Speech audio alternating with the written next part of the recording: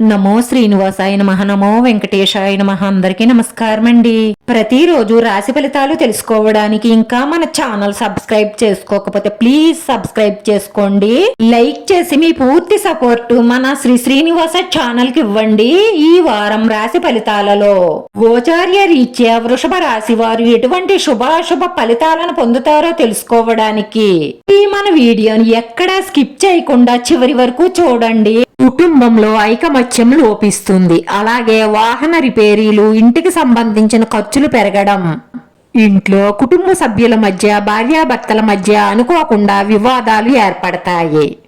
అలాగే మీకు సంబంధం లేని విషయాలలో తలదూర్చడం వల్ల లేనిపోని సమస్యలు ఎదుర్కోవలసి వస్తుంది.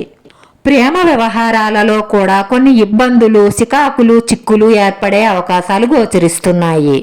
మీ తొందరపాటు నిర్ణయాల వల్ల కొంత డబ్బు నష్టపోయే అవకాశాలు గోచరిస్తున్నాయి. విద్యార్థులకు చదువు పట్ల ఏకాగ్రత లోపిస్తుంది. అలాగే ఏదో తెలియని ఆందోళనకు గురవుతారు.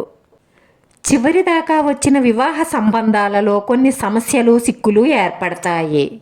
మీ కార్యాలయంలో కూడా పని ఒత్తిడి పెరగడంతో పాటు అనవసరమైన వాగ్వాదాలు వచ్చే అవకాశాలు ఉన్నాయి. జాగ్రత్త. ఈ వారంలో ఒక స్త్రీతో గొడవ జరుగుతుంది. మీరు ఎంత గొడవ జరగకూడదు అనుకున్నా తప్పదు. కాకపోతే మీరు కోపంలో జారే మాటల వల్ల తర్వాత ఆందోళన చెందుతారు.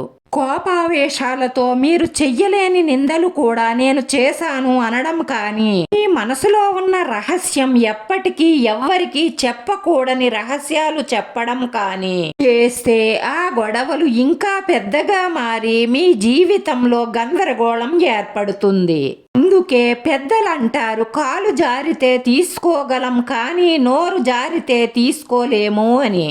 ఎంత కోపంలోనైనా సరే మీ మాటను మీ అదుపులో ఉంచుకోండి, లేదంటే సమస్యలు కొని తెచ్చుకుంటారు. మీరు కోపావేశాలను తగ్గించుకొని 1-2 సార్లు ఆలోచించి ముందడుగు వెయ్యండి, లేదంటే లేనిపోని సమస్యల్లో చిక్కుకుపోతారు. ముఖ్యంగా స్త్రీలకు పురుష వ్యామోహం వలన చాలా సమస్యలు పెరిగిపోతాయి. జాగ్రత్త. అలాగే వివాహితర సంబంధాల వల్ల చాలా ఇబ్బందులు ఎదుర్కొంటారు. స్త్రీలు వితండవాదానికి దిగకండి. కుటుంబ సభ్యులతో కానీ భర్తతో కానీ వాదోపవాదాలకు అసలు దిగకండి. మీరు వాదించడం వల్ల ఆ గొడవ సమస్య పెద్దదవుతుంది. అందుకే మీరు కాసేపు శాంతంగా ఉండడం వల్ల ఆ సమస్య అక్కడితో పరిష్కారం అవుతుంది. మీరు ఎవరిని కూడా గుడ్డిగా నమ్మకండి. మిమ్మల్ని నమ్మక ద్రోహం చేసే అవకాశాలు ఎక్కువగా గోచరిస్తున్నాయి. రాశివారు భవిష్యత్తుకు సంబంధించిన ఆలోచనలు ఎక్కువగా చేస్తారు. ఎక్కువగా ఆందోళనకు గురవుతారు.